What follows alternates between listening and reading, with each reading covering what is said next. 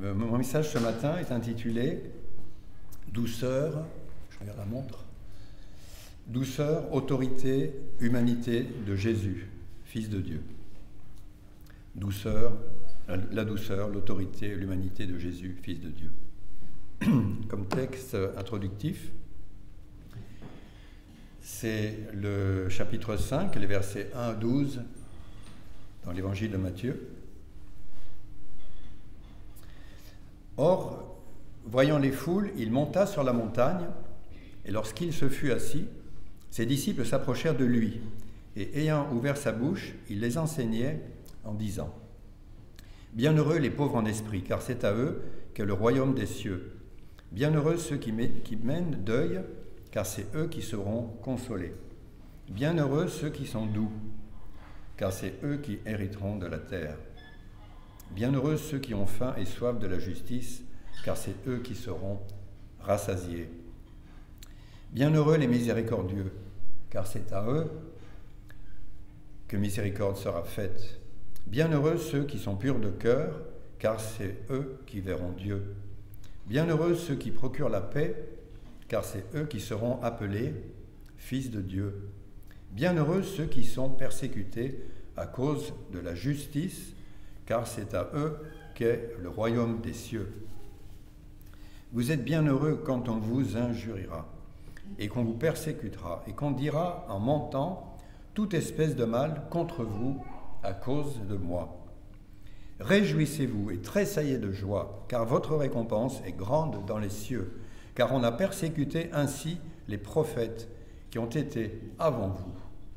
Ce sont les paroles de Jésus.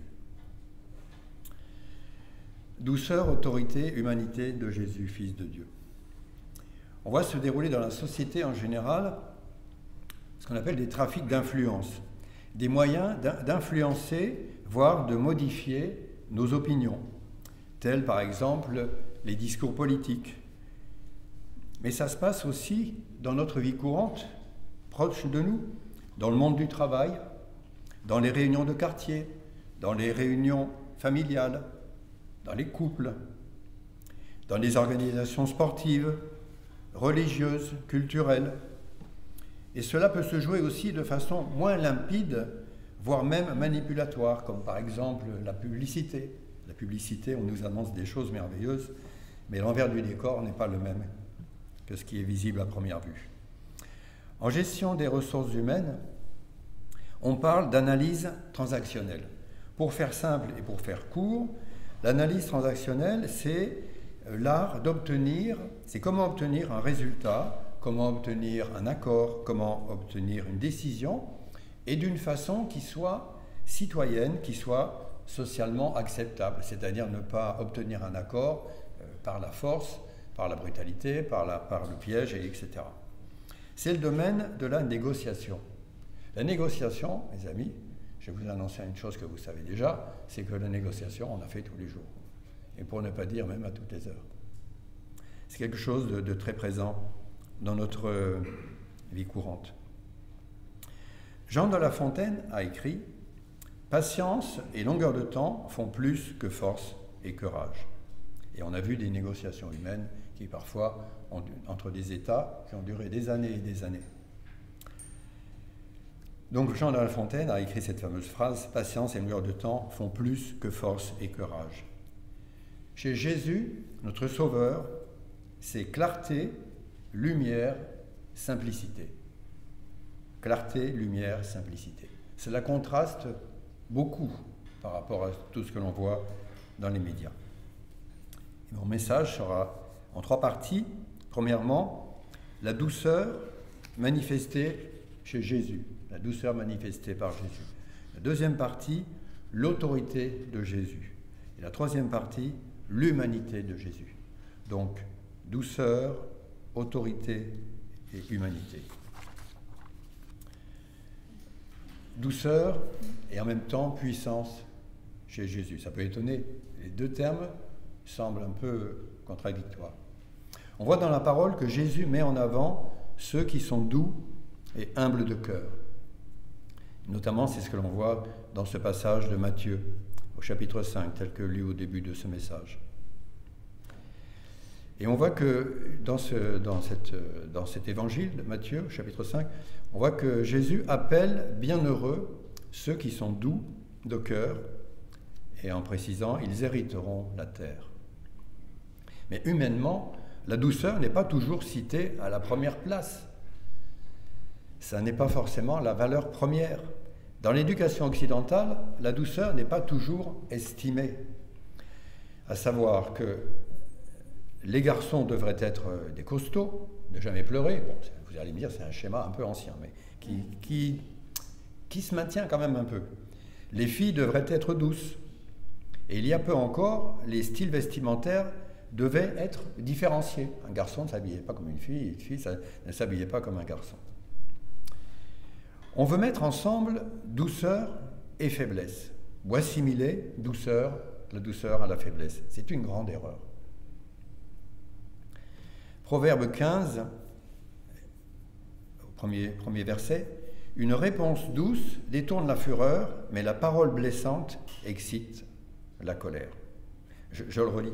« Une réponse douce détourne la fureur, mais la parole blessante excite la colère. » Je ne sais plus en quelle année, mais un beau jour, le matin au petit déjeuner, j'ai trouvé à côté de mon bol, une feuille, un petit carré de papier, quoi, où Michel avait écrit ce verset. Alors, je pense que ce n'était pas le fait du hasard, peut-être frités, on va dire ça comme ça. On s'était, mis en colère, bref. Ça m'a touché, ce verset-là. Les disciples avaient été pourvus de dons de guérison par Jésus. Ils avaient parcouru des villes de Judée, où ils n'avaient pas souvent été écoutés, cherchant à prêcher, cherchant à guérir. Et Jésus les avertit que leur ministère ne sera pas facile. Et il leur apporte paix, réconfort et vérité quant aux épreuves à venir. Jésus prend soin d'eux. On voit ça souvent dans l'Évangile et dans la parole en général. Dieu prend soin de nous, Jésus prend soin de ses disciples. Jésus sait pourtant qu'ils auront des épreuves et même que certains le trahiront. En Matthieu 11, verset 28, « Venez à moi, vous tous qui vous fatiguez et qui êtes chargés, et moi, je vous donnerai du repos. Prenez mon joug sur vous et apprenez de moi, car je suis doux et humble de cœur. Et vous trouverez le repos de vos âmes, car mon joug est aisé à porter et mon fardeau est léger. » En Matthieu chapitre 21, il est encore question de la douceur de Jésus. Jésus entre dans Jérusalem sur un ânon, le petit d'une ânesse, symbole de douceur, descendant du mont des Oliviers. On est très loin, sans faire de critique, une simple observation, on est très loin de la papa mobile. Vous avez déjà entendu parler de la papa mobile. Jésus, lui, était sur un ânon. La papa mobile n'existait pas à l'époque, évidemment. Jésus réalise ainsi les prophéties de Ésaïe 62, l'arrivée de Jésus le Sauveur à Jérusalem. Prophétie de Zacharie également, chapitre 9 au verset 9. La venue d'un roi juste et victorieux, venu sur le petit d'une ânesse. Il y a là une simplicité extraordinaire de la part du Sauveur, de la part de notre Sauveur, celui qui guérit les corps et les âmes. La douceur de Jésus, elle se manifeste de plusieurs façons, et notamment envers Marthe, Marie et Lazare. Marthe, Marie et Lazare étaient des personnes qui étaient très aimées de Jésus, et réciproquement. Et Lazare est malade, est gravement malade. Jésus doit s'absenter. Et pendant son absence, on lui annonce que Lazare est mort. Et on sait que Jésus va ressusciter Lazare. Douceur de Jésus qui aperçoit de loin Nathanaël et le reconnaît. Jésus qui reçoit Zachée. Zachée était percepteur des impôts, alors ils n'étaient pas plus aimés à l'époque qu'aujourd'hui, je suppose. Zachée mal considéré, mais que Jésus n'a pas discrédité. Jésus ne l'a pas rejeté, il ne l'a pas déconsidéré. On voit aussi un geste touchant, c'est que Jean, le plus jeune des disciples, était appuyé sur l'épaule de Jésus. Il y avait une proximité physique, une tendresse, une douceur. Cette douceur déteindra également sur Paul. Paul avait été un homme violent. On sait qu'il avait cherché à mettre les chrétiens en prison et même à les faire disparaître. Paul avait été un homme violent, et on voit notamment cela dans 1 Thessaloniciens. On voit que Jésus a transformé Paul. Il y a eu une sorte de... Cette douceur a déteint positivement. Et Paul, par la suite, est capable de prôner la douceur, alors que c'était un homme intraitable. Pierre, toujours prêt à l'action, prêt à se battre, à riposter, a lui-même été touché et enseigné par la douceur de Jésus. Il faut croire que la douceur peut contaminer positivement. Et si Paul et Pierre n'avaient pas été touchés par Jésus, eh bien, ils n'auraient pas pu à leur tour enseigner les croyants. Douceur et puissance. Je passe à la deuxième partie, à l'autorité de Jésus. L'autorité, alors ça, c'est pas de la Bible. L'autorité existe idéalement quand elle n'a pas besoin d'être rappelée par ceux et celles qui la détiennent. Je redis la phrase. L'autorité existe idéalement quand elle n'a pas besoin d'être rappelée par ceux et celles qui la détiennent. Dit autrement, l'autorité ne s'use que si l'on s'en sert maladroitement et fréquemment. Je connais un directeur qui, en 17 années de responsabilité managériale, n'a pas eu besoin de dire la moindre fois « c'est moi le chef ». L'autorité spirituelle, quant à elle, est d'une toute autre sphère que l'autorité au sens large dans le monde du travail, dans les relations humaines. L'autorité spirituelle est d'une autre sphère, d'une autre nature, encore plus exigeante quant au conseil utile et la juste compréhension des enjeux et des bénédictions spirituelles. Dans Matthieu, au chapitre 7, versets 28 et 29, « Après que Jésus eut achevé ses discours, la foule fut frappée de sa doctrine. Il enseignait comme ayant autorité et non pas comme leurs scribes. » On voit bien là qu'il y a une différence, notamment, entre autoritaire et autorité. Matthieu 21 à 23. La question est posée à Jésus. « Par quelle autorité fais-tu ces choses ?» La réponse de Jésus. « Je vous adresserai aussi une question, et si vous me répondez, je vous dirai par quelle autorité je fais ces choses. Le baptême de Jean, d'où venait-il? Du ciel ou des hommes ?» Ils ne purent répondre. S'ils avaient répondu du ciel, alors on aurait pu leur dire « Mais pourquoi n'avez-vous pas obéi ?» Et si vous disiez des hommes, eh bien, à ce moment-là, ces personnes qui disent que ce baptême vient des hommes pourraient craindre la foule. Jésus n'a ni abusé ni monopolisé l'autorité. Dans Matthieu 28, 18, nous lisons « Jésus s'étant approché leur parla ainsi. Toute autorité m'a été donnée dans le ciel et sur la terre. Faites de toutes les nations des disciples, les baptisant au nom du Père, du Fils et du Saint-Esprit, et enseignez-leur à garder tout ce que je vous ai prescrit. Et voici, je suis avec vous tous les jours jusqu'à la fin du monde. » Jésus a une puissance qui vient du Père. On voit cela dans Marc 1, verset 27. Tous furent effrayés. Ils débattaient entre eux. Qu'est-ce donc? Un enseignement nouveau, et quelle autorité! Il commande même aux esprits impurs et ils lui obéissent. Jésus évoque la fin des temps. Marc 13, verset 34. Il en sera comme d'un homme qui, partant pour un voyage, laisse sa maison, remet l'autorité à ses serviteurs, indique à chacun sa tâche et ordonne au portier de veiller. Veillez donc, car vous ne savez quand viendra le maître de la maison, ou le soir, ou au milieu de la nuit, ou au chant du coq, ou le matin. Craignez qu'il ne vous trouve endormi à son arrivée soudaine. Ce que je vous dis, je le dis à tous, veillez. Dans Jean 5, au verset 27, il lui a donné le pouvoir de faire le jugement parce qu'il est fils de l'homme. Et dans Apocalypse, chapitre 2, verset 26, à celui qui vaincra et qui gardera jusqu'à la fin mes œuvres, je donnerai autorité sur les nations. Après la douceur, l'autorité, J'en arrive au troisième volet, l'humanité de Jésus. L'humanité de Jésus, c'est l'un des plus extraordinaires signes de son amour pour nous. Il a connu tout ce qui est proprement humain, intrinsèquement humain, tout ce que tout être humain a pu connaître sur la terre, à l'exception de sa mort et de sa résurrection.